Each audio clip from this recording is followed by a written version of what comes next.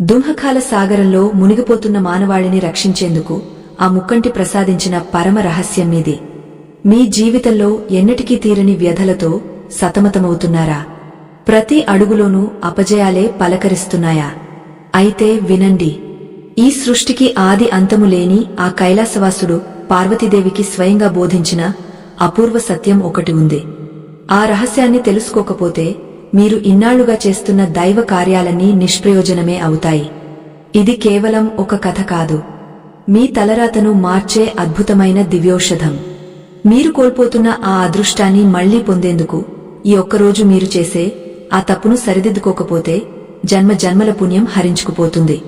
కైలాస శిఖరాగ్రాన మంచు వెలుగుల మధ్య వెలిగిపోయే ఆ పరమేశ్వరుడి పాదాల చెంత కూర్చుని జగన్మాత పార్వతీదేవి ఒకనాడు ఇలా ప్రశ్నించింది. ప్రాణేశ్వరా, భూలోకంలో మానవులు అశాంతితో రగలిపోతున్నారు. ఎన్నో పూజలు, నోములు, వ్రతాలు చేస్తున్నా వారి కష్టాలు ఎందుకు తీరడం లేదు? ముఖ్యంగా మహాశివరాత్రి పర్వదినాన ఉపవాసం అంటూ తమ శరీరాన్ని ఎందుకు కష్టపెట్టుకుంటున్నారు? అలా పస్తులు ఉండటం వల్ల వారికి కలిగే ప్రయోజనం ఏమిటి? అసలు ఉపవాసం అంటే కేవలం అన్నం తినకుండా ఉండటమేనా? లేక దీని వెనుక మరేదైనా గూఢమైన అర్థం దాగ ఉందా? దయచేసి ఆ నిగూఢ సత్యాన్ని వివరించి లోకాన్ని ఉద్ధరించండి నాథా. ఆ జగజ్జనని ప్రశ్న విన్న త్రినేత్రుడు చిరునవ్వు చిందిస్తూ తన అర్థాంగ వైపు చూశాడు. దేవి, మానవులు చేసే అతి పెద్ద పొరపాటు అక్కడే ఉంది. ఉపవాసం అనే పదంలోనే దాని అసలు అర్థం దాగ ఉంది. ఉప అంటే దగ్గరగా, వాసం అంటే నివసించడం. అంటే పరమాత్మకు దగ్గరగా నివసించడమే నిజమైన ఉపవాసం. కేవలం కడుపును ఖాళీగా ఉంచి మనస్సును కోరికలతో నింపుకుంటే అది ఉపవాసం ఎలా అవుతుంది? అది కేవలం లంఘనం మాత్రమే అవుతుంది. కాని దైవ చింతనలో మునిగిపోయి తనను తాను మర్చిపోవడమే అత్యున్నతమైన దీక్ష. దీనిని సరైన పద్ధతిలో ఆచరిస్తే మూడు లోకాల్లో లభించని సంపద వారి సొంతమవుతుంది. ఓ గిరిజా, శివరాత్రి నాడు నేను ఈ భూమికి అత్యంత దగ్గరగా ఉంటాను. ఆ సమయంలో విశ్వమంతా ఒక విలక్షణమైన శక్తి తరంగాలతో నిండిపోతుంది. మానవ శరీరంలోని ప్రతి అణువు ఆ విశ్వశక్తిని గ్రహించేందుకు సిద్ధంగా ఉంటుంది. కాని అజ్ఞానంతో మానవులు కేవలం ఆహారాన్ని వదిలేసి మనస్సును మాత్రం ప్రాపంచిక విషయాల చుట్టూ తిప్పుతుంటారు. అలా చేయడం వల్ల శరీరానికి అలసట తప్ప ఆత్మకు శాంతి లభించదు. అందుకే నేను చెప్పే ఈ విధానాన్ని ఎవరైతే శ్రద్ధగా పాటిస్తారో వారి జన్మ ధన్యమవుతుంది. వారి సమస్యలన్నీ సూర్యుని ముందు మంచులా కరిగిపోతాయి. ఆ రహస్య విధానాన్ని ఇప్పుడు నీకు వివరిస్తాను, సావధానంగా ఆలకించు. మానవ దేహం అనేది 5 మూలకాలతో నిర్మితమైన ఒక దేవాలయం. ఈ దేవాలయంలో ఉన్న ప్రాణశక్తిని మేల్కొల్పడమే ఉపవాసం యొక్క ప్రధాన ఉద్దేశ్యం. ఒక రోజంతా ఆహారం తీసుకోకుండా ఉన్నప్పుడు జీర్ణక్రియకు ఖర్చయ్యే శక్తి ఆత్మను శుద్ధి చేసేందుకు ఉపయోగపడుతుంది. కాని ఈ ప్రక్రియ విజయవంతం కావాలంటే కేవలం కడుపు మాడుచుకోవడం సరిపోదు. పంచేంద్రియాలను నిగ్రహించుకోవడమే అసలైన యజ్ఞం. కళ్ళు కేవలం నా రూపాన్ని చూడాలి, చెవులు నా లీలలను వినాలి, నాలుక నా నామాన్ని స్మరించాలి, మనస్సు నా ధ్యానంలో లీనమవ్వాలి. అప్పుడే ఆ వ్యక్తి నాలో సగభాగంగా మారిపోతాడు. కాని కలియుగంలో మానవుడు ఎంతటి బలహీనుడంటే ఒక్క పూట భోజనం లేకపోతే విలవిలలాడిపోతాడు. ఆకలి బాధను భరించలేక క్రోధానికి లోనవుతాడు. అలాంటి వారు చేసే ఉపవాసం నాకు ప్రీతిపాత్రం కాదు. నిజమైన భక్తుడు ఆకలిని ఒక అవకాశంగా భావిస్తాడు. తనలోని అహంకారాన్ని, కామక్రోధలోభ మోహమద మాత్సర్యాలను ఆహారంగా నాకు సమర్పించాలి. ఎప్పుడైతే లోపల ఉన్న కల్మషం బయటకు పోతుందో అప్పుడే అక్కడ నా దివ్య వెలుగు ప్రవేశిస్తుంది.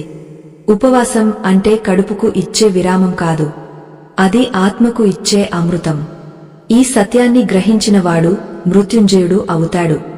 మహాశివరాత్రి నాడు ఉపవాసముండే వారు సూర్యోదయానికి ముందే నిద్రలేవాలి. పవిత్రమైన నది స్నానం లేదా గంగాజలం కలిపిన నీటితో స్నానం ఆచరించాలి. తెల్లని వస్త్రాలను ధరించి మనస్సును ప్రశాంతంగా ఉంచుకోవాలి. మొదటగా తనలోని దుష్ట ఆలోచనలను వదిలేస్తున్నట్లు సంకల్పం చెప్పుకోవాలి. అప్పుడు మాత్రమే ఆ రోజంతా చేసే సాధన ఫలిస్తుంది. ఆహారం తీసుకోకపోవడం వల్ల కలిగే నీరసాన్ని నా నామస్మరణతో జయించాలి. ఈ నియమాన్ని పాటించేవారి ఇంట్లో దారిద్ర్యం అనేది అడుగుపెట్టదు. వారి వంశం మొత్తం నా అనుగ్రహానికి పాత్రమవుతుంది. ఇది సత్యం, ముమ్మాటికి సత్యం. ఈ అద్భుతమైన మార్గాన్ని అనుసరించడం వల్ల కేవలం ఆధ్యాత్మిక ఫలితాలే కాకుండా శారీరక ఆరోగ్యం కూడా సిద్ధిస్తుంది. ప్రకృతి సిద్ధంగా మన శరీరం తనను తాను శుద్ధి చేసుకునే సమయమిది. ఏ విధంగానైతే ఒక పాత్రను శుభ్రం చేయకుండా అందులో పాలు పోయలేము, అలాగే మనస్సును శుద్ధి చేయకుండా దైవత్వాన్ని నింపలేము. అందుకే ఉపవాసం అనేది ఒక కఠినమైన పరీక్ష కాదు, అది ఒక మధురమైన అనుభూతి, పరమేశ్వరుడితో మమేకమయ్యే అద్భుతమైన సంధికాలం. ఈ సత్యాన్ని తెలుసుకున్నవారు కష్టాల కడలిని సునాయాసంగా దాటగలరు. శివుడు పార్వతికి వివరించిన ఈ రహస్యాల్లోని లోతైన అర్థాలను మనం మరింతగా తెలుసుకుందాం. శివుడు ఆ పార్వతీదేవికి వివరించిన ఆ పరమ సత్యం వింటే మనసు పరవశిస్తుంది. పార్వతి, ఉపవాసం అంటే కేవలం ఆహారాన్ని త్యాగం చేయడం మాత్రమే కాదు, లోపల నిద్రాణమై ఉన్న శివత్వాన్ని మేల్కొల్పడం. మన శరీరంలో 72,000 నాడులు ఉంటాయి. ప్రతి నాడిలోనూ ప్రాణశక్తి నిరంతరం ప్రవహిస్తూ ఉంటుంది. కాని మనం ఎల్లప్పుడూ ఆహారం తీసుకోవడం వల్ల ఆ ప్రాణశక్తి అంతా జీర్ణ ప్రక్రియకే ఖర్చైపోతుంది. ఎప్పుడైతే ఆహారానికి విరామం ఇస్తామో అప్పుడు ఆ శక్తి ఊర్ధ్వముఖంగా ప్రయాణించి సహస్రారాన్ని చేరుతుంది. ఆ దివ్య స్థితిలో కలిగే ఆనందం వర్ణనాతీతం.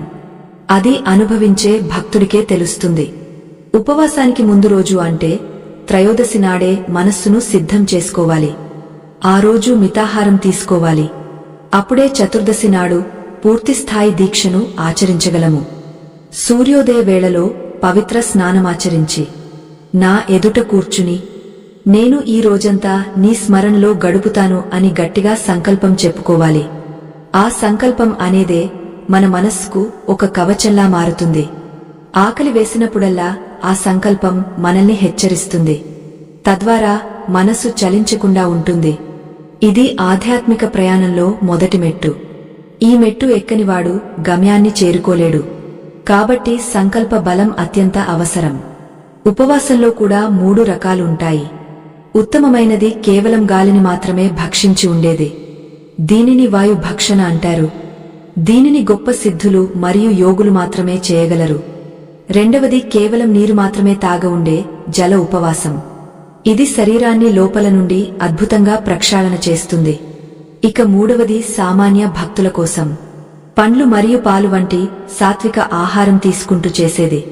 కాని ఏది చేసినా సరే అందులో భక్తి మరియు ఏకాగ్రత ప్రాధాన్యత వహించాలి. ఎవరి శక్తికి తగినట్లుగా వారు ఈ దీక్షను స్వీకరించవచ్చు. కాని మనస్సు మాత్రం నిశ్చలంగా ఉండాలి. అప్పుడే అది శివ ప్రీతికరమవుతుంది. ఆహారం లేనప్పుడు మనలోని జఠరాగ్ని చురుగ్గా మారుతుంది.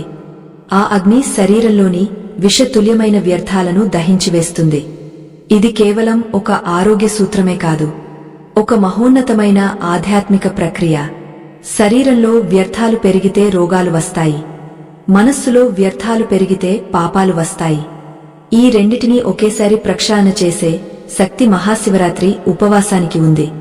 ఒక్కరోజు పవిత్రమైన దీక్ష గత జన్మల పాప ఫలాలను కూడా కడిగివేస్తుంది. ఆ విశ్వనాథుని కరుణా కటాక్షాలు ఆ భక్తునిపై నిరంతరం వర్షిస్తాయి. ఇది ఆ పరమశివుడు పార్వతికి స్వయంగా చెప్పిన గుజ సత్యం. ఉపవాసం సమయంలో మౌనం వహించడం అత్యంత ముఖ్యం. మాటల ద్వారా మనం చాలా శక్తిని కోల్పోతాము. వృధా మాటలు, అనవసరమైన చర్చలు మనస్సును బయట ప్రపంచం వైపు మళ్లిస్తాయి. మౌనంగా ఉన్నప్పుడు మన అంతరాత్మతో మనం మాట్లాడవచ్చు. అదే నా మంత్రమైన ఓం నమఃశివాయను మనసులో జపించడానికి సరైన సమయం. శ్వాస మీద ధ్యాస ఉంచాలి. ప్రతి శ్వాసలోనూ శివనామం ప్రతిధ్వనించాలి.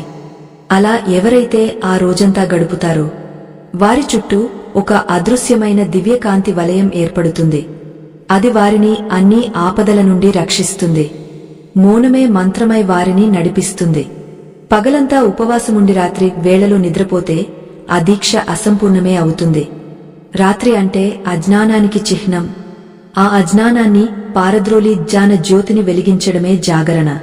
పగలు ఉపవాసం ద్వారా శరీరాన్ని శుద్ధి చేస్తే రాత్రి జాగరణ ద్వారా మనస్సును నాలో లీనం చేయాలి. చంద్రుడికి మనస్సుకు దగ్గర సంబంధం ఉంటుంది. చతుర్దశి నాటి రాత్రి చంద్రకళలు క్షీణించి ఉంటాయి. ఆ సమయంలో మనస్సును అదుపు చేయడం సులభం. అందుకే ఆ రాత్రి మేల్కొని భజనలు, కీర్తనలు, అభిషేకాలు చేస్తూ నన్ను స్మరించాలి. ఆ భక్తుడి తపన చూసి నేను కైలాసం నుండి దిగవస్తాను. ఆకలి వేసినప్పుడు కోపం రావడం సహజం. కాని ఆ కోపాన్ని ఎవరైతే అణుచుకుంటారో వారే నిజమైన యోగులు. ఆకలిని కూడా ఒక తపస్సులా స్వీకరించాలి. అన్నం లేకపోయినా నా నామ స్మరణే నాకు అమృతం అని భావించాలి. ఎప్పుడైతే మీరు ఆకలిని జయిస్తారో అప్పుడు మృత్యువును కూడా జయించే శక్తి మీకు లభిస్తుంది. దేహమే దేవాలయం, జీవుడే సనాతన శివుడు. ఈ సత్యాన్ని తెలుసుకునేందుకు ఉపవాసం ఒక గొప్ప సాధనం. గెరిజా ఈ రహస్యం మానవ జాతికి చేరితే వారు సర్వ సుఖాలను పొందుతారు. వారి ఇల్లు పావనమవుతుంది. వారి సంతానం దీర్ఘాయుష్మంతులుగా వర్ధిల్లుతారు. శివమయమైన ఈ ప్రపంచంలో మనమంతా అతిథులం మాత్రమే. మనకు లభించిన ఈ అద్భుతమైన జీవితాన్ని పరమాత్మ సేవలో వినియోగించాలి. ఆ పరమశివుడు పార్వతీదేవికి వినిపిస్తున్న ఈ రహస్య గాథలు మనల్ని అజ్ఞానపు చీకట్ల నుండి జానుపు వెలుగుల వైపు నడిపిస్తాయి. ఇప్పటి వరకు మనం ఉపవాస నియమాల గురించి తెలుసుకున్నాము. కాని ఈ ఉపవాసం వల్ల కలిగే ఫలితం ఎలా ఉంటుంది? అది ఒక భక్తుని జీవితాన్ని ఎలా మార్చివేసింది? ఆ అద్భుతమైన కథను వింటే మీ కళ్ళు చెమరుస్తాయి.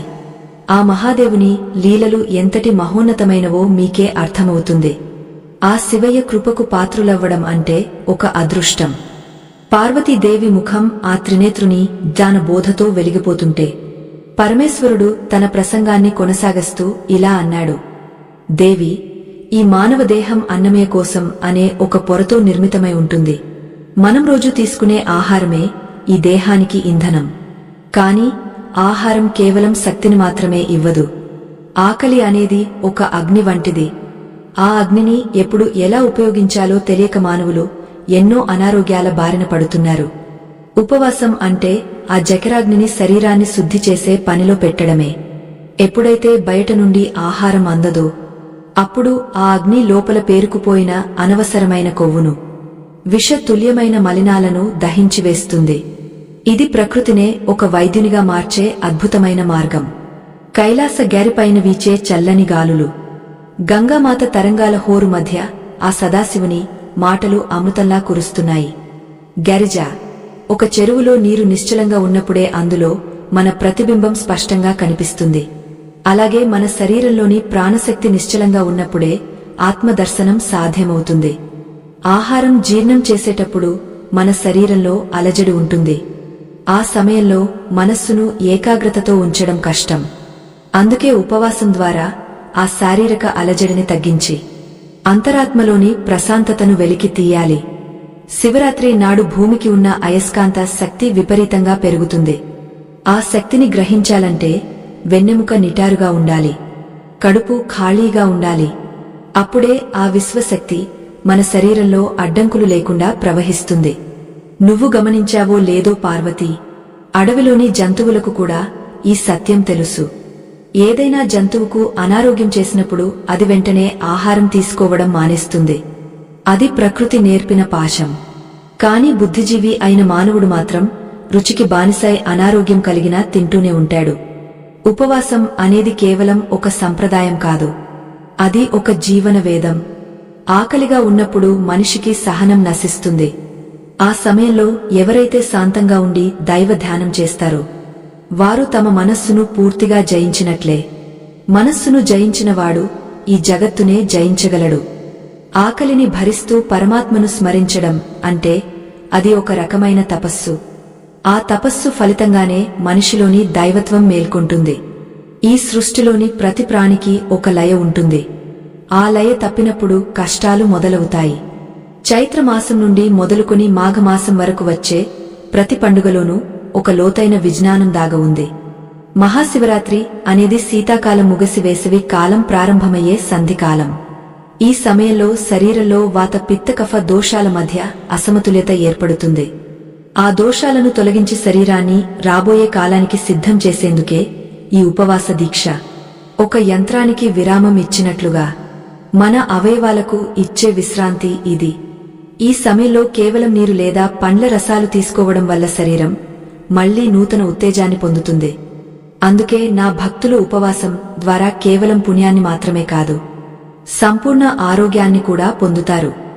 మానవులలో ఉండే అహంకారం వారు తినే ఆహారంలో కూడా ఉంటుంది. అందుకే రాజస తామస ఆహారాలు మనస్సును చంచలం చేస్తాయి. ఉపవాసం ఉన్నప్పుడు ఆ మనస్సు మెల్లమెల్లగా సాత్విక మార్గంలోకి మళ్లుతుంది.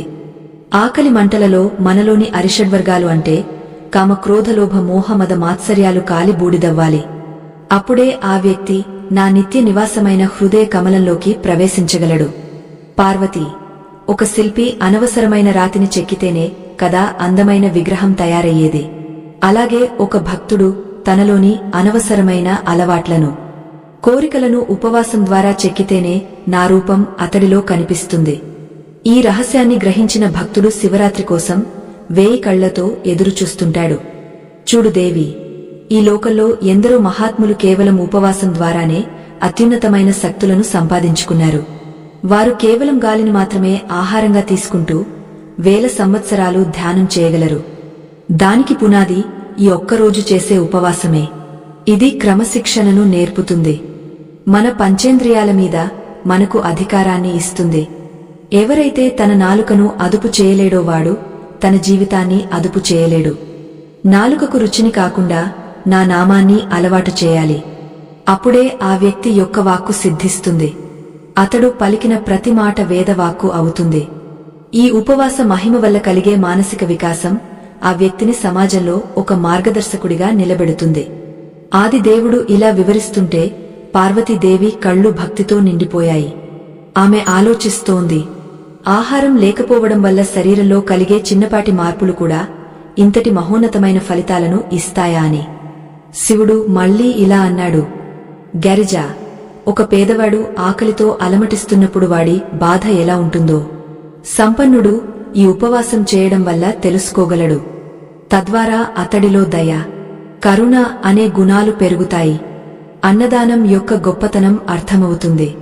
ఒకరి ఆకలిని తీర్చడం కంటే మించిన సేవ మరొకటి లేదు. ఉపవాసం మనిషిని కేవలం దేవుడికి మాత్రమే కాదు, తోటి మనిషికి కూడా దగ్గర చేస్తుంది. ఇదే అసలైన ఆధ్యాత్మికత. చీకటిని వెలుగుతో జయించినట్లుగా ఆకలిని భక్తితో జయించాలి. శివరాత్రి నాటి ఉపవాసం వల్ల కలిగే ఆనందం మరుసటి రోజు తీసుకునే పారణలో అంటే విందులో కనిపిస్తుంది. అది కేవలం భోజనం కాదు, అది ప్రసాదం. ఆ ప్రసాదాన్ని స్వీకరించే ముందు భక్తుడు పొందే ఆత్మతృప్తి వెలకట్టలేనిదే. ఇలా ఒక పద్ధతి ప్రకారం ఉపవాసం చేసే భక్తుని చుట్టూ నేను ఎప్పుడూ రక్షణ కవచంలా ఉంటాను. వారి కష్టాలను నా కష్టాలుగా భావిస్తాను. వారి సమస్యలకు పరిష్కారం నేనే అవుతాను. శివుడు చెప్పిన ఈ రహస్య విధానాన్ని మనం కూడా మన జీవితంలో పాటిస్తే ఆ మహాదేవుని అనుగ్రహం మనపై ఎప్పుడూ ఉంటుంది. ఈ ప్రయాణంలో మరిన్ని అద్భుత సత్యాలను మున్ముందు తెలుసుకుందాం. పరమేశ్వరుని అమృతవాక్కులు వింటున్న పార్వతీ దేవి కళ్లలో ఒక వింతైన కాంతి మెరిసింది. నాథా, మీ మాటలు వింటుంటే ఈ దేహమే ఒక బ్రహ్మాండం అనిపిస్తోంది. కాని ఈ ఉపవాస సమయంలో మనస్సు ఎందుకు వికలమవుతుంది? ఎందుకు భక్తులు ఆకలిని భరించలేక మధ్యలోనే దీక్షను వదిలేస్తుంటారు? దానికి కారణం ఏమిటో వివరించండి అని జగన్మాత అడిగింది. అప్పుడు శివుడు గంభీర స్వరంతో ఇలా అన్నాడు, దేవి, మానవుడికి తన శరీరంతో ఉన్న బంధం చాలా బలమైనది. జన్మల తరబడి రుచులకు అలవాటు పడిన నాలుక ఒక్కరోజు విరామాన్ని తట్టుకోలేదు. ఆకలి అనేది దేహం చేసే ఆర్తనాదం కాదు, అది మనస్సు చేసే అల్లరి మాత్రమే. ఆ అల్లరిని అణచగలిగితేనే ఆత్మ సాక్షాత్కారం కలుగుతుంది. ఈ సత్యాన్ని గ్రహించలేక మానవులు మాయామోహంలో చిక్కుకుని తమ పుణ్యకాలాన్ని వృధా చేసుకుంటున్నారు. దేవి ఆహారం మానేసినప్పుడు శరీరంలోని శక్తి కేంద్రాలు అద్భుతంగా ఉత్తేజితమవుతాయి. వెన్నెముక చివరన నిద్రపోతున్న కుండలిని శక్తి మెల్లగా కదలడం ప్రారంభిస్తుంది. ఒక్కొక్క చక్రాన్ని దాటుకుంటూ అది పైకి ప్రయాణించాలంటే దేహంలో భారమైన ఆహారం ఉండకూడదు. అందుకే ఉపవాసం అనేది ఆ శక్తి ప్రయాణానికి ఒక రాజమార్గం వంటిది. భోజనం చేసినప్పుడు రక్తమంతా పొట్టవైపు మళ్లుతుంది. కాని ఉపవాసమున్నప్పుడు ఆ రక్త ప్రసరణ మెదడు వైపు మరియు హృదయం వైపు సాగుతుంది. అప్పుడు మేధస్సు వికసిస్తుంది, ఆలోచనలు పదును దేలుతాయి.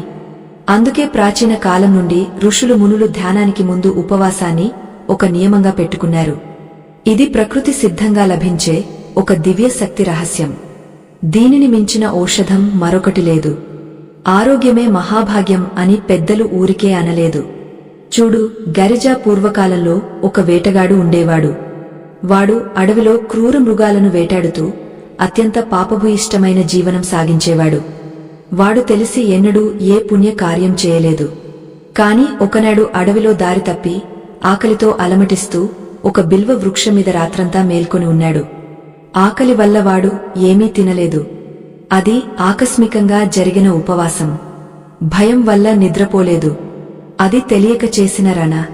ఆ బిల్వ పత్రాలను విరగ్గొట్టి కింద ఉన్న నా లింగంపై పడేలా చేశాడు.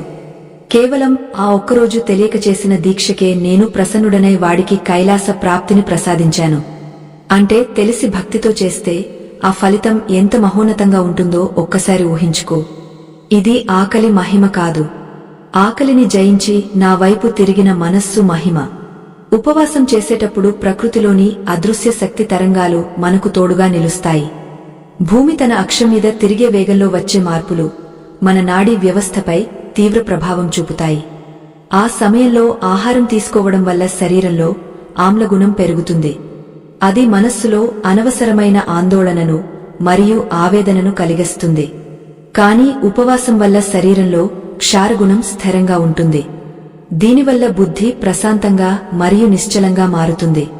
ప్రశాంతమైన బుద్ధిలోనే పరమాత్మ దర్శనం సాధ్యమవుతుంది. అందుకే ఉపవాసం అనేది కేవలం భక్తికి సంబంధించిన విషయం కాదు, అది ఒక పరిపూర్ణమైన విజ్ఞాన శాస్త్రం. దీనిని అర్థం చేసుకున్నవాడు అజ్ఞానపు చీకట్లను చీల్చుకుని జ్ఞాన సూర్యుడిలా వెలుగుతాడు. వారు చేసే ప్రతి పనిలోనూ దైవత్వం ఉట్టిపడుతుంది.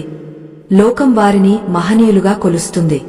చాలామంది ఉపవాసం అంటే కేవలం పండ్లు తినడమో లేదా పలహారం తినడమో అని తప్పుగా భావిస్తారు. కాని అసలైన ఉపవాసం అంటే ప్రాపంచిక విషయాల నుండి మనస్సును పూర్తిగా ఉపసంహరించుకోవడం. కళ్ళు చూసే ప్రతి దృశ్యం, చెవులు వినే ప్రతి శబ్దం మనలోని ప్రాణశక్తిని బయటకు లాగేస్తాయి. అందుకే ఉపవాసం రోజున ఇంద్రియ నిగ్రహం అనేది ప్రాణవాయువు వంటిది. బయట ప్రపంచం నుండి లోపలి ప్రపంచంలోకి ప్రయాణించడమే నిజమైన దీక్ష. ఆకలి మంటలను జ్ఞానాగ్నిగా మార్చుకోవాలి. ఆ మంటల్లోనే మనలోని అజ్ఞానం పూర్తిగా దగ్ధమైపోవాలి. అప్పుడు మిగిలేది నిర్మలమైన ఆత్మ మాత్రమే. ఆత్మస్థితిలో ఉన్నప్పుడు నేను భక్తుడికి అత్యంత సమీపంలో ఉంటాను. ఆ సమయంలో వారు కోరే ప్రతి కోరిక సిద్ధించే అవకాశం ఉంటుంది. ఇది అనుభవపూర్వకమైన సత్యం. దీనిని మించిన యజ్ఞం ఏదీ లేదు. పర్వతనందిని ఉపవాసం ఉన్నప్పుడు శారీరక శుద్ధి ఎలా జరుగుతుందో నీకు వివరిస్తాను. మన దేహంలోని కణాలు నిరంతరం పుడుతూ చస్తూ ఉంటాయి. ఉపవాసం చేసినప్పుడు పాత కణాలు నాశనమై కొత్త కణాలు పుట్టడానికి కావలసిన శక్తి కలుగుతుంది. దీనినే మృత్యుంజయుని తత్వం అంటారు. రోగాలు రావడానికి ప్రధాన కారణం అధికమైన ఆహారం మరియు శరీరంలోని అజీర్ణం. ఉపవాసం వల్ల శరీరంలోని జీవక్రియలు మెరుగుపడతాయి. రోగనిరోధక శక్తి పదింతలు పెరుగుతుంది. మన పూర్వీకులు అందుకే వారానికి ఒకసారి లేదా 15 రోజులకు ఒకసారి ఉపవాసాన్ని తప్పనిసరి చేశారు. ఇది కేవలం ఆత్మకు శాంతిని ఇవ్వడమే కాదు, ఈ నశ్వరమైన దేహానికి ఆయుష్ను కూడా పెంచుతుంది. ఇది ముక్కంటి చెప్పిన పరమ ఆరోగ్య సూత్రం. దీనిని పాటించినవాడు నిత్య యవ్వనుడై వెలుగుతాడు. పార్వతీదేవి ఇలా అడిగింది, నాథా, కొంతమంది అనారోగ్యంతో ఉన్నవారు, చిన్నపిల్లలు మరియు వృద్ధులు ఉపవాసం చేయలేరు కదా, మరి వారి పరిస్థితి ఏమిటి? వారికి మీ అనుగ్రహం లభించదా? దానికి శివుడు చిరునవ్వుతో ఇలా సమాధానమిచ్చాడు, గరిజా భక్తికి రూపం లేదు. అది కేవలం భక్తుని భావం మీద ఆధారపడి ఉంటుంది. శరీరం సహకరించని వారు మనో ఉపవాసం చేయవచ్చు.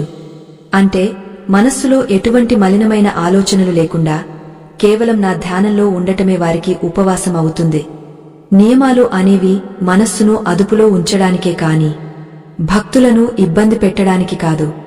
నిజాయితీగా చేసే ఏ ప్రయత్నమైనా నాకు అత్యంత సమ్మతమే. పవిత్రమైన హృదయంతో ఒక్క నీటి చుక్కను అర్పిస్తే నేను 1,000,000 అభిషేకాలు చేసినట్లుగా పరవశించిపోతాను. ప్రేమకు నేను బానిసను దేవి. ఉపవాసం అనేది ఒక గొప్ప యుద్ధం వంటిది. మనలోని అసుర ప్రవృత్తికి, దైవ ప్రవృత్తికి మధ్య జరిగే నిరంతర పోరాటం అది.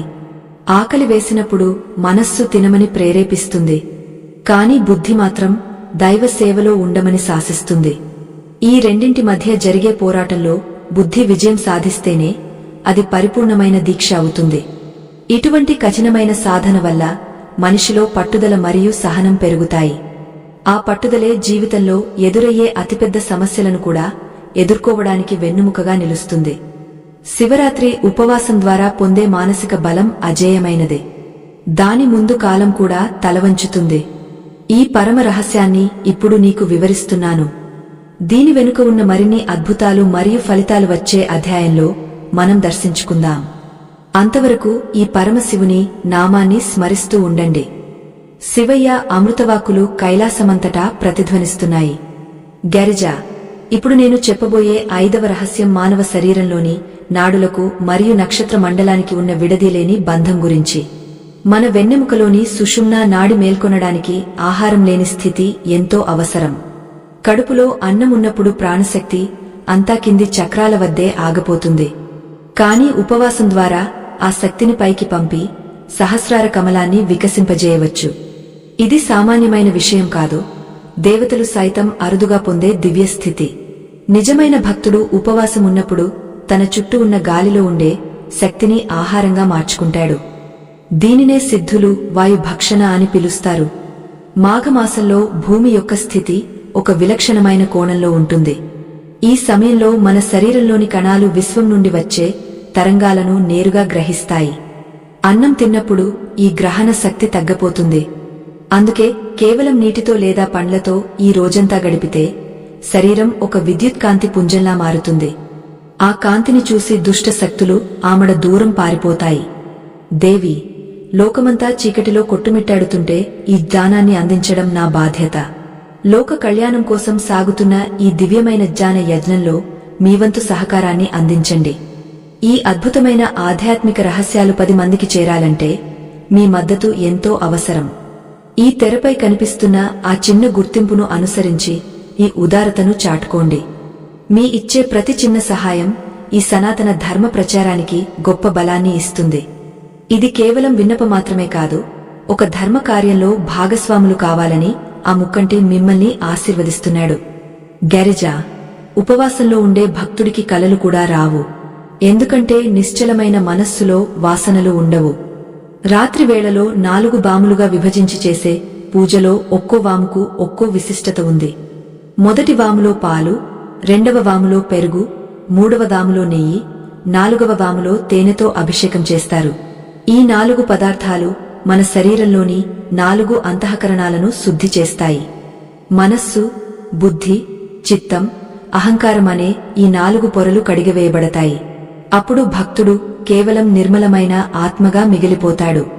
చూడు పార్వతి, కొంతమంది ఉపవాసం పేరుతో కేవలం పిండి వంటలు తిని కడుపు నింపుకుంటారు. అది ఉపవాసం అవ్వదు. సదా సత్యం. అది శరీరానికి మరింత భారాన్ని కలిగిస్తుంది. అసలు ఉప్పు, కారం లేని సాత్విక ఆహారం కూడా తక్కువ పరిమాణంలో తీసుకోవాలి. అలా చేసినప్పుడు మన లోపల ఉండే జఠరాగ్ని మనలోని పాపాలను దహించడం ప్రారంభిస్తుంది. పాపాలు నశిస్తేనే కర్మలు తొలగిపోతాయి. కర్మలు తొలగితేనే సమస్యలు శాశ్వతంగా పరిష్కారమవుతాయి. సమస్యలన్నీ మన కర్మ ఫలితాలే అన్న సత్యాన్ని ప్రతి మానవుడు తెలుసుకోవాలి. ఒకప్పుడు ఒక నిరుపేద బ్రాహ్మణుడు తన దారిద్ర్యం పోవాలని నిరంతరం ప్రార్థించేవాడు. నేను అతనికి స్వప్నంలో కనిపించి శివరాత్రి ఉపవాస మహిమను వివరించాను. అతడు నియమబద్ధంగా మనస్సును నాపై ఉంచి శరీర కష్టాన్ని లెక్క చేయకుండా దీక్షను పూర్తి చేశాడు. మరుసటి రోజున అతడికి అంతులేని ఐశ్వర్యం లభించలేదు. కాని అతడి మనస్సులో ఉన్న భయం, ఆందోళన మాయమైపోయాయి. అదే అసలైన సంపద. మనశ్శాంతి ఉన్నవాడు ఎప్పుడూ దరిద్రుడు కాడు. భయమే అతిపెద్ద సమస్య. ఆ భయాన్ని పోగొట్టేదేనా ఈ ఉపవాస దీక్ష. ఓ శైలజ, ఆహారాన్ని నియంత్రించినవాడు తన కోపాన్ని నియంత్రించగలడు. కోపాన్ని అణుచుకున్నవాడు క్షమించే గుణాన్ని పొందుతాడు. క్షమించే గుణం ఉన్న చోట శాంతి తాండవిస్తుంది. ఈ విధంగా ఒక చిన్న ఆహార నియమం ఒక వ్యక్తి యొక్క వ్యక్తిత్వాన్ని మొత్తం మార్చివేస్తుంది. అందుకే ఉపవాసం అనేది కేవలం దేవుడి కోసం చేసేది కాదు. అది నిన్ను నీవు దివ్యంగా మార్చుకోవడానికి చేసే ఒక గొప్ప ప్రయత్నం. ఇది తెలుసుకున్నవాడు ఎన్నడూ మధ్యలో దీక్షను వదలడు. వజ్రం లాంటి పట్టుదలతో ముందుకు సాగుతాడు. శివరాత్రి నాడు ఉపవాసమున్నవారికి నా దివ్య చక్షువు తోడే ఉంటుంది. వారి కంటి చూపులో ఒక తీక్షణత ఏర్పడుతుంది. ఆ చూపుతో వారు ఎవరిని చూసినా ఆ వ్యక్తులకు మేలు జరుగుతుంది. పుణ్యమనేది కేవలం మనకోసమే కాదు, లోకం కోసమే అని భక్తులు గుర్తించాలి.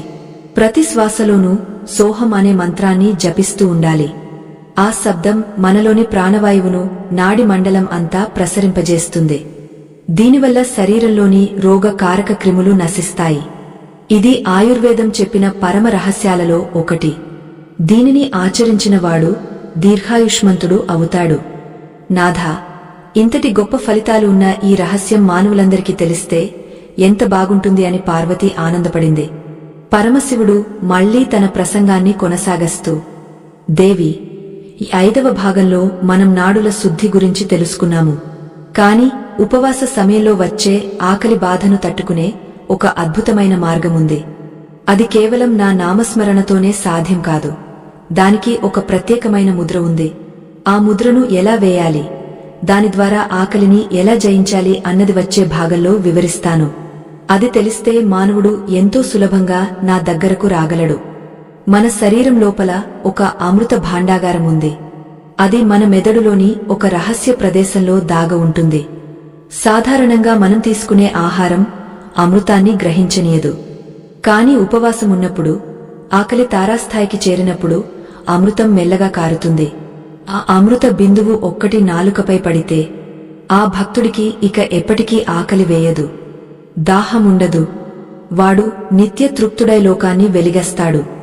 ఆ స్థితిని చేరుకోవడమే మానవ జన్మ యొక్క పరమావధి. అటువంటి అద్భుతాల గురించి మరిన్ని విషయాలు మనం తెలుసుకుందాం. పార్వతీదేవి కళ్లలో ఉత్సుకతను చూసిన ఆ పరమేశ్వరుడు తన మందహాసంతో కైలాస శిఖరాలను ముంచెత్తుతూ ఇలా అన్నాడు, గరిజ, ఆకలిని జయించడం అంటే కేవలం ఆహారం తినకుండా ఉండటం కాదు. అది మన శరీరంలోని పంచప్రాణాలను ఏకం చేయడం. మనిషి తన నాలుకను అదుపులో ఉంచుకుంటేనే ఆ దివ్యమైన అమృతాన్ని రుచి చూడగలడు. మన తలలో ఉండే సహస్రార చక్రం నుండి ఒక మధురమైన ద్రవం నిరంతరం జారుతూ ఉంటుంది. సామాన్య మానవులలో అది కడుపులోని అగ్నిలో పడి నశించిపోతుంది. కాని ఉపవాసం ఉన్నప్పుడు ఆ అగ్ని శాంతించి ఉంటుంది.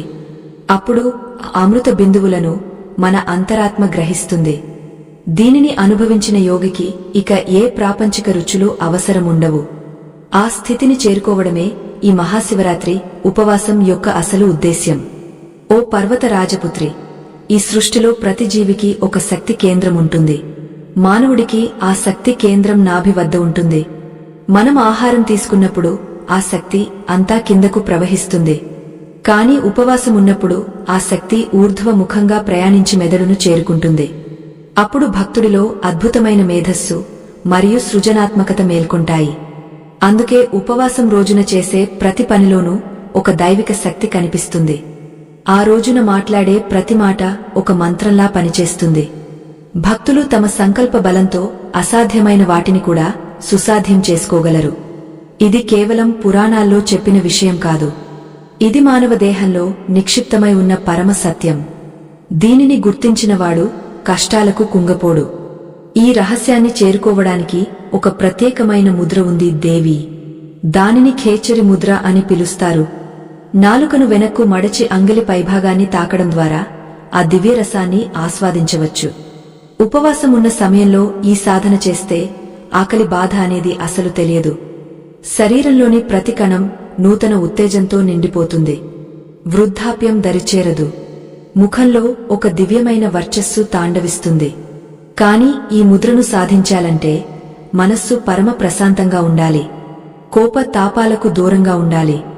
శివరాత్రి నాటి పవిత్ర కాలంలో ఈ సాధన చేసేవారికి నా అనుగ్రహం తక్షణమే లభిస్తుంది. వారు కోరిన కోరికలు నెరవేరడమే కాకుండా వారికి మోక్ష మార్గం సుగమం అవుతుంది. ప్రకృతిలోని శక్తులన్నీ ఆ రోజున మానవుడికి సహకరించడానికి సిద్ధంగా ఉంటాయి. భూమి యొక్క గురుత్వాకర్షణ శక్తి ఆ రాత్రి తక్కువగా ఉండటం వల్ల మనలోని కుండలిని శక్తిపైకి లేవడానికి అనువుగా ఉంటుంది. ఆహారం తినడం వల్ల శరీరం బరువుగా మారి ఆ శక్తిని కిందకు లాగేస్తుంది. అందుకే కడుపు ఖాళీగా ఉంచుకోవడం వల్ల మనం తేలికగా మారి విశ్వ చైతన్యంతో మమేకం అవ్వగలము. ఉపవాసం అనేది మనల్ని మనం ప్రకృతికి అప్పగించుకోవడం వంటిది. అప్పుడు ప్రకృతి మాత మనకు కావలసిన అన్ని శక్తులను ప్రసాదిస్తుంది. ఇది కేవలం శారీరక శుద్ధి మాత్రమే కాదు, ఇది ఆత్మకు పట్టే తుప్పును వదిలించే ఒక మహోన్నత ప్రక్రియ. దీనిని మించిన సంపద ఈ భూమిపై మరొకటి లేదు. శివయ్య తన అమృత భాషణను కొనసాగిస్తూ, పార్వతీ, ఒక పాత్రలో మురికి నీరుంటే అందులో మనం స్వచ్ఛమైన పాలు పోయలేము కదా. అలాగే కుత్సితమైన ఆలోచనలు ఉన్న మనస్సులో దైవత్వం నిలవదు. ఉపవాసం ఆ మనస్సులోని మురికిని కడిగవేస్తుంది. భక్తుడు ఆకలిని భరిస్తున్నప్పుడు తన పాత కర్మలన్నీ దహించుకుపోతున్నాయని భావించాలి. ప్రతి శ్వాసలోనూ నేను ఉన్నాను అనే ఎరుకతో ఉండాలి. అప్పుడే ఆ ఉపవాసం సార్థకమవుతుంది. ఒకరోజు దీక్షతో జన్మజన్మల పాపాలను తొలగించుకునే అద్భుత అవకాశం ఇది. ఈ రహస్యాన్ని తెలుసుకోని వారు కేవలం ఆకలితో అలమటిస్తూ సమయాన్ని వృధా చేస్తారు. కాని నా నిజమైన భక్తుడు మాత్రం ఆకలిలోనే ఆనందాన్ని వెతుక్కుంటాడు. మహాశివరాత్రి నాటి అర్ధరాత్రి వేళను లింగోద్భవ కాలం అంటారు. ఆ సమయంలో నేను జ్యోతి స్వరూపంగా ఉద్భవిస్తాను. ఆ జ్యోతిని దర్శించాలంటే కళ్లలో అజ్ఞానపు పొరలు ఉండకూడదు. ఉపవాసం ఆ పొరలను తొలగిస్తుంది, మనస్సును నిర్మలంగా ఉంచుతుంది. ఆ సమయంలో చేసే ప్రతి ప్రార్థన నేరుగా నా హృదయానికి చేరుతుంది. భక్తుల కష్టాలను తీర్చడానికి నేను ఆ సమయంలోనే భూలోక సంచారం చేస్తాను. ఎవరైతే నియమబద్ధంగా ఉపవాసముండి నన్ను స్మరిస్తారో వారి ఇంట లక్ష్మీదేవి కొలువై ఉంటుంది. వారి సంతానం విద్యాబుద్ధులతో వెలుగుతుంది. రోగపీడలు తొలగిపోయి ఆయురారోగ్యాలు సిద్ధిస్తాయి. ఇది ముక్కంటి మాట, ఎన్నటికీ తప్పదు.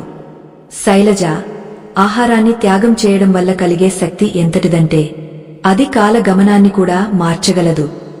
గొప్ప గొప్ప ఋషులు తమ ఉపవాస శక్తితోనే లోకాన్ని శాసించారు. మనలోని ఆంతరంగిక శక్తిని వెలికితీయడానికి ఇది ఒక సరైన మార్గం. శరీరంలో ఉండే విష పదార్థాలు బయటకు పోవడం వల్ల రక్త ప్రసరణ మెరుగుపడుతుంది. దీనివల్ల జ్ఞాపక శక్తి మరియు ఏకాగ్రత అద్భుతంగా పెరుగుతాయి. విద్యార్థులకు, జ్ఞానాన్వేషకులకు ఉపవాసం ఒక గొప్ప వరము. దీనిని ఒక పద్ధతి ప్రకారం చేస్తేనే ఫలితముంటుంది. అతిగా తినడం ఎంత ప్రమాదకరమో, తప్పుడు పద్ధతిలో ఉపవాసం ఉండటం కూడా అంతే హానికరం. అందుకే నేను చెప్పిన ఈ రహస్యాలను పాటిస్తూ దీక్షను కొనసాగించాలి. పరమేశ్వరుడి మాటలకు పార్వతీదేవి పరవశించిపోయింది. నాథా, ఉపవాస విధానం ఇంతటి విజ్ఞానంతో కూడుకున్నదని నాకు ఇప్పుడే అర్థమైంది. కాని ఈ దీక్షను ముగించేటప్పుడు అంటే పారణ చేసేటప్పుడు ఎలాంటి జాగ్రత్తలు తీసుకోవాలో వివరించండి అని అడిగింది. అప్పుడు శివుడు మళ్లీ తన గంభీర స్వరాన్ని సవరించుకుని, దేవి, దీక్షను ప్రారంభించడం ఎంత ముఖ్యమో దానిని సరైన పద్ధతిలో ముగించడం కూడా అంతే ముఖ్యం. దాని వెనుక ఉన్న 6వ రహస్యం ఎంతో విలువైంది. మరుసటి రోజున భోజనం చేసేటప్పుడు మనస్సులో ఎటువంటి భావాలు ఉండాలి, ఏ పదార్థాలు తీసుకోవాలో నేను ఇప్పుడు వివరిస్తాను. అది వింటే భక్తులు తమ దీక్షను సంపూర్ణం చేసుకోగలరు అంటూ శివుడు తన ప్రసంగాన్ని కొనసాగించాడు. శివయ్య తన అమృత భాషణను కొనసాగిస్తూ, దేవి, ఒక యజ్ఞాన్ని ప్రారంభించడం ఎంతటి పుణ్యమో దానిని శాస్త్రోక్తంగా ముగించడం కూడా అంతే ముఖ్యం. ఉపవాసం వల్ల విశ్రాంతి పొందిన జీర్ణ వ్యవస్థను ఒక్కసారిగా భారమైన ఆహారంతో ఇబ్బంది పెట్టకూడదు. మరుసటి రోజు సూర్యోదయం తర్వాత స్నానాదులు ముగించుకుని నా పూజ చేసిన పిమ్మట మాత్రమే పారణ చేయాలి. అప్పుడు మాత్రమే ఆ రోజంతా చేసిన తపస్సు ఫలితం దక్కుతుంది.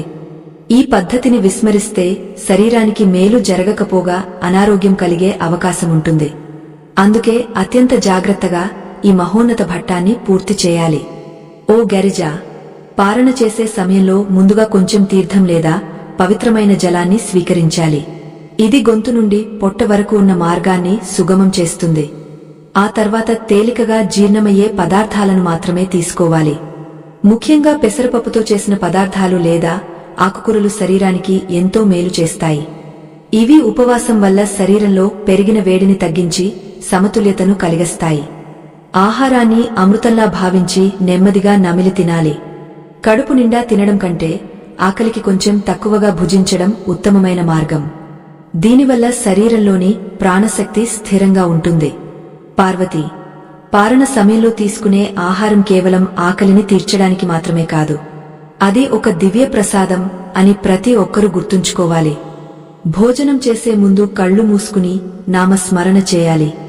అన్నం బ్రహ్మ, రసం విష్ణు, భోక్త మహేశ్వరః అనే సత్యాన్ని మనసులో తలచుకోవాలి. అంటే ఇచ్చేవాడు, తినేవాడు మరియు ఆ ఆహార పదార్థం అన్నీ నేనే అని గ్రహించాలి. అప్పుడు ఆ భోజనం రక్తంలో కలిసి శరీరానికి అనంతమైన బలాన్ని ఇస్తుంది. ఈ భావనతో తినే వ్యక్తికి ఎన్నటికీ ఆహార లోపం కలగదు. వారి ఇల్లు ఎప్పుడూ ధాన్యంతో కళకళలాడుతుంది. ఇది ప్రకృతికి మనమిచ్చే గొప్ప కృతజ్ఞత. గరిజ, చాలామంది ఉపవాసం ముగియగానే ఇష్టమొచ్చినట్లుగా రుచికరమైన పిండివంటలు తింటారు. ఇది చాలా పెద్ద తప్పు. దీనివల్ల మనసు మళ్లీ తామస గుణానికి లోనవుతుంది. శరీరంలోని కణాలు శుద్ధి అయిన తర్వాత తిరిగి వాటికి కలుషితమైన ఆహారాన్ని ఇవ్వకూడదు. సాత్వికమైన ఆహారం తీసుకోవడం వల్ల మనస్సు కూడా ప్రశాంతంగా ఉంటుంది. ఆ రోజంతా పరోపకారం చేయాలి. ఎవరైనా ఆకలితో ఉన్న వారికి అన్నదానం చేసిన తర్వాతే మనం భోజనం చేయాలి. ఎదుటివారి కడుపు నిండినప్పుడు వచ్చే దీవెన మన దీక్షకు సంపూర్ణత్వాన్ని ఇస్తుంది. ఒక జీవి ఆకలిని తీర్చడం అంటే నా ఆకలిని తీర్చడమే అని భక్తులు గుర్తించాలి. దేవి, శివరాత్రి ఉపవాసం చేసిన వ్యక్తిలో మరుసటి రోజు ఒక వింతైన కాంతి కనిపిస్తుంది. అది కేవలం భక్తి వల్ల కలిగిన కాంతి మాత్రమే కాదు, ఇది నిగూఢమైన విజ్ఞాన శాస్త్రం. శరీరంలోని కణాలు పునరుజ్జీవం పొందినప్పుడు కలిగే సహజమైన మెరుపు అది. ఆ కాంతిని నిలబెట్టుకోవాలంటే పారణ తర్వాత కూడా మనస్సును నిలకడగా ఉంచాలి. కోప తాపాలకు తావివ్వకూడదు. ఉపవాసం వల్ల పొందిన శక్తిని వ్యర్థమైన చర్చలకు వినియోగించకూడదు. ఆ శక్తిని మంచి పనులకు మరియు ధ్యానానికి మళ్లించాలి. అప్పుడు ఆ భక్తుడు సామాన్యుడి నుండి అసామాన్యుడిగా మారిపోతాడు. లోకానికి ఒక దివ్యమైన సందేశాన్ని ఇచ్చే మహనీయుడవుతాడు. ఓ శైలజ, ఆహార నియమం అనేది ఒక మనిషి జీవితాన్నే మార్చివేస్తుంది. సమస్యలు అనేవి మన చుట్టూ ఉన్న పరిస్థితుల వల్ల రావు, మన ఆలోచనల వల్లే పుడతాయి. మన మనస్సులో ఉండే అస్థిరత వల్ల వస్తాయి. ఉపవాసం మనస్సును నిలకడగా చేస్తుంది. నిలకడైన మనస్సు గలవాడికి ఏ సమస్య పెద్దదిగా అనిపించదు. ఆత్మబలం పెరిగినప్పుడు కష్టాలన్నీ చిన్నవిగా కనిపిస్తాయి. తన లోపల ఉన్న శివుడిని దర్శించిన భక్తుడికి బయట ఉన్న లోకం కూడా శివమయంగా కనిపిస్తుంది. ఆ స్థితిలో ఉన్నప్పుడు శత్రువులు మిత్రులుగా మారుతారు. అడ్డంకులన్నీ తొలగిపోయి విజయాలు వరుస కడతాయి. ఇదే సమస్యలు పోయే అసలైన రహస్యం. నాథా, మీ మాటలు వింటుంటే ఉపవాసం అనేది ఒక గొప్ప జీవన కళ అనిపిస్తోంది. లోకంలోని ప్రతి మానవుడు దీనిని పాటిస్తే ఎంత బాగుంటుంది అని జగన్మాత పరవశించిపోయింది. అప్పుడు శివుడు ఇలా అన్నాడు, దేవి, జ్ఞానం అనేది అర్హత ఉన్న వారికే చేరుతుంది. ఎవరైతే శ్రద్ధతో ఈ విషయాలను ఆలకిస్తారో వారిలో మార్పు మొదలవుతుంది. ఆ మార్పు వారి చుట్టూ ఉన్న వారిని కూడా ప్రభావితం చేస్తుంది. ఒక చిన్న దీపం చీకటిని ఎలా పారద్రోలుతుందో, ఒక భక్తుడు ఆచరించే ఈ దీక్ష అతడి కుటుంబాన్ని మొత్తం ఉద్ధరిస్తుంది. 7 తరాల వారు పుణ్యలోకాలకు చేరుకుంటారు. ఇది నా మాట, ముమ్మాటికి సత్యం. గరిజ, ఇప్పుడు మనం ఉపవాసం మరియు పారణ గురించి సంపూర్ణంగా చర్చించాము. కాని ఈ ప్రక్రియ మొత్తం పూర్తయిన తర్వాత కలిగే ఆఖరి రహస్యం ఒకటి ఉంది. అది అత్యంత శక్తివంతమైనది. దీనిని ఎంతో గోప్యంగా ఉంచాలి. అది తెలుసుకుంటేనే ఈ శివరాత్రి కథ సంపూర్ణమవుతుంది. జీవితంలో శాశ్వతంగా దుఃఖం పోవాలంటే మనిషి చేయాల్సిన ఆఖరి పని ఏమిటి? ఆ పరమ రహస్యాన్ని ఇప్పుడు నీకు వివరిస్తాను. ఇది విన్న తర్వాత భక్తుల జీవితం మరో మలుపు తిరుగుతుంది. వారి హృదయాల్లో భక్తి జ్యోతి ఎప్పటికీ ఆరిపోదు. ఆ దివ్యమైన ముగింపును మరియు ఫలితాన్ని ఇప్పుడు మనం సావధానంగా విందాం. సదాశివుని కరుణ అందరిపై ఉండాలి. ఓ శైలజ, ఇప్పుడు నేను చెప్పబోయే 8వ మరియు అత్యంత శక్తివంతమైన రహస్యం వింటే నీ హృదయం భక్తి పారవస్యంతో పులకించిపోతుంది. ఇప్పటి వరకు మనం శరీర శుద్ధి, మనో నిగ్రహం మరియు ఆహార నియమాల గురించి ఎంతో విపులంగా చర్చించాము. కాని ఇవన్నీ కేవలం ఒక పునాది మాత్రమే అని నువ్వు గ్రహించాలి.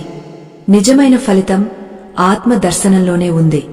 ఈ శివరాత్రి ఉపవాస దీక్షను పరిపూర్ణం చేసిన భక్తుడికి లభించే ఆ అద్భుతమైన వరం ఏమిటో తెలుసా? అది కాలాతీతమైన స్థితి. అంటే వాడు ఈ జనన మరణ చక్రం నుండి విముక్తుడు కావడమే అసలైన రహస్యం. ప్రతి మానవుడు తన జీవితంలో ఎదుర్కొనే సమస్యలన్నీ అశాశ్వతమైన దేహంపై ఉన్న మమకారం వల్లే వస్తాయి. ఆ మమకారాన్ని ఉపవాసం అనే ఆయుధంతో ఛేదించినప్పుడు లోపల ఉన్న పరమాత్మ స్వరూపం వెలిగిపోతుంది. సమస్యలు అనేవి బయటి ప్రపంచంలో లేవు దేవి, అవి మన అజ్ఞానంలోనే వేళ్లూనుకుని ఉన్నాయి. ఒక వ్యక్తి ఉపవాసం ద్వారా తన దేహంపై ఉన్న వ్యామోహాన్ని పూర్తిగా వదులుకున్నప్పుడు వాడికి తన ఆత్మ స్వరూపం స్పష్టంగా కనిపిస్తుంది. ఆ వెలుగు ముందు ప్రాపంచిక బాధలన్నీ మంచులా కరిగిపోతాయి. ధనం పోయినా, బంధువులు విడిచినా, రోగాలు శరీరానికి కష్టాన్ని ఇచ్చినా వాడు చలించడు. ఎందుకంటే వాడు తన లోపల ఉన్న నన్ను, అంటే అనంతమైన సదాశివుని దర్శించాడు. అశాశ్వతమైన వస్తువుల కోసం ఆరాటపడటం మానేసి శాశ్వతమైన నాలో ఐక్యమవ్వడమే ఈ దీక్ష భక్తుడికి ఇచ్చే మహోన్నతమైన వరం. ఆత్మస్థితిలో ఉన్న భక్తుడికి అసాధ్యమైనది ఏదీ లేదు. వారి సంకల్పం వేదవాక్కు అవుతుంది. వారి చూపు సోకిన చోట శుభం జరుగుతుంది. ఉపవాసం రోజున ఎవరైతే తమ ఆకలిని జానాగ్నిగా మార్చుకుంటారో వారి కర్మాగారం మొత్తం కాలి బూడిదైపోతుంది. జన్మ జన్మల నుండి వెంటాడుతున్న ఆ పాపపు వాసనలు ఈ ఒక్కరోజు పవిత్ర దీక్షతో అంతమైపోతాయి. అందుకే నేను శివరాత్రిని మహాపర్వదినంగా, లోక కళ్యాణకారకంగా ప్రకటించాను. ఈ రోజున చేసే ఒక్క గడియ తపస్సు కూడా 1000 సంవత్సరాల సాధారణ పూజతో సమానమైన ఫలితాన్ని ఇస్తుంది. ఒక్కసారి నా నామాన్ని హృదయపూర్వకంగా స్మరిస్తూ శరీర కష్టాన్ని లెక్క చేయకుండా ఉపవాసముంటే చాలు, వారి తలరాతను నేనే స్వయంగా మారుస్తాను. వారి కష్టాలన్నీ నా బాధ్యత అవుతాయి. భవిష్యత్తులో వారికి ఎటువంటి అపాయం కలగకుండా నా త్రిశూలం రక్షణ కవచంలా ఉంటుంది. వారి ఇంట ఎప్పుడూ ఆనందం తాండవిస్తుంది. వారు చేసే ప్రతి అడుగులోనూ నేను తోడుగా ఉంటాను. ఓ పార్వతీ, మానవులకు ఒక రహస్యం తెలియదు. వారు తినే ఆహారమే వారిని బంధీలను చేస్తోంది, వారిని రుచులకు బానిసలుగా మారుస్తోంది. ఆహారం లేనప్పుడు కలిగే ఆ శూన్యంలోనే శివత్వం మేల్కొంటుంది. ఆకలిని భరించగలిగిన వాడే నన్ను చేరగలడు, నాలో లీనం కాగలడు. ఈ దీక్ష ద్వారా భక్తులు తమ ఆత్మవిశ్వాసాన్ని పొందుతారు. ఎటువంటి క్లిష్ట పరిస్థితుల్లోనైనా ధైర్యంగా నిలబడగల శక్తి వారికి లభిస్తుంది. ఇది కేవలం ఒక రోజు చేసే పని కాదు, ఇది జీవితాంతం అనుసరించాల్సిన ఒక మహోన్నతమైన ధర్మ మార్గం. లోకంలో ఎందరో సంపన్నులు ఉన్నా మనశ్శాంతి లేక అల్లాడుతుంటారు. కాని నా భక్తుడు ఉపవాసం ద్వారా ఆ శాంతిని తన సొంతం చేసుకుంటాడు. ఇది లోకంలో మరే ఇతర సంపదతోనూ కొనలేని అద్భుతమైన స్థితి. దీనిని మించిన నిధి మరొకటి లేదు. భక్తులారా, ఆ ముక్కంటి లీలలు వింటుంటేనే మనసు ఎంతో ప్రశాంతంగా, దివ్యమైన అనుభూతితో నిండిపోతోంది కదా. ఈ అద్భుతమైన ఆధ్యాత్మిక ప్రయాణంలో మీ భాగస్వామ్యం మాకు ఎంతో ఊరటను, ధైర్యాన్ని ఇస్తుంది. ధర్మాన్ని రక్షించే ఈ పవిత్ర కార్యంలో మీరు కూడా మీ సహాయ సహకారాలను అందించి పుణ్యాన్ని మూటగట్టుకోండి. మీ ఇచ్చే ప్రతి చిన్న మద్దతు ఈ మా ఆధ్యాత్మిక వేదిక ద్వారా మరెన్నో రహస్యాలను లోకానికి అందించడానికి తోడ్పడుతుంది. తెరపై ఉన్న ఆ దివ్యమైన గుర్తును అనుసరించి మీ ఉదారతను చాటుకోండి. మీపై ఆ సదాశివుని కరుణా కటాక్షాలు ఎల్లవేళలా ఉండాలని, మీ కష్టాలన్నీ తొలగిపోవాలని కోరుకుంటున్నాను. ఈ ఆధ్యాత్మిక సేవలో మీరు భాగస్వాములు కావడం మా భాగ్యం. మీ ఆదరణే మాకు శ్రీరామరక్ష. గరిజ, ఉపవాసం ముగిసిన తర్వాత కూడా భక్తుడు తనలోని శివత్వాన్ని మర్చిపోకుండా ఉండాలి. ఆ ఒక్కరోజు పాటించిన నియమాలను నిత్య జీవితంలో కూడా అన్వయించుకోవడం నేర్చుకోవాలి. మితంగా మాట్లాడటం, సాత్వికమైన ఆహారం తీసుకోవడం, ఎదుటివారికి సహాయపడటం వంటివి అలవరుచుకోవాలి. అప్పుడే ఆ వ్యక్తి నిత్య ఉపవాసిగా పరిగణించబడతాడు. వాడు తిన్నా తినకపోయినా నా హృదయంలోనే నిరంతరం నివసిస్తాడు. వాడు ఎక్కడ ఉంటే అక్కడ కైలాసం వెలుస్తుంది. సాక్షాత్తు నేను అక్కడ కొలువై ఉంటాను. వాడిని దర్శించిన వారికి కూడా పుణ్యం లభిస్తుంది. అంటే ఆ భక్తుడి గొప్పతనం ఏమిటో అర్థం చేసుకోవాలి. ఆత్మజ్ఞానం కలిగిన భక్తుడే నా నిజమైన ప్రతినిధి. వారి పాదధూళి సోకిన భూమి పావనమవుతుంది. వారి వంశం మొత్తం ధన్యం అవుతుంది. ఈ సృష్టిలో భక్తిని మించిన గొప్ప ఆయుధం మరొకటి లేదు. ఆ భక్తికి క్రమశిక్షణ తోడైతే అది ముక్తిగా మారుతుంది. శివరాత్రి ఉపవాస విధానాన్ని నేను నీకు విపులంగా వివరించాను. ఇది మానవాళికి ఒక దివ్యమైన దిక్సూచి వంటిది. దీనిని ఎవరైతే అక్షరాలా పాటిస్తారో వారికి 7 తరాల వరకు దారిద్ర్యం దరిచేరదు. వారి వంశం మొత్తం నా దివ్య రక్షణలో ఉంటుంది. ఈ రహస్యాలను 10 మందికి పంచడమే లోక కళ్యాణం. సత్యం, శివం, సుందరం అనే ఈ ముమ్మూర్తుల స్వరూపాన్ని ప్రతి భక్తుడు తనలో దర్శించాలి. జీవితం అనే సముద్రాన్ని దాటడానికి ఈ ఉపవాసం ఒక నావ వంటిది. ఈ నావను ఎక్కినవారు సంసార సాగరాన్ని దాటి నా దివ్యధామానికి చేరుకుంటారు. ఇది సనాతన ధర్మం చెప్పిన పరమ సత్యం. దీనిని మించిన తారక మంత్రం మరొకటి లేదు.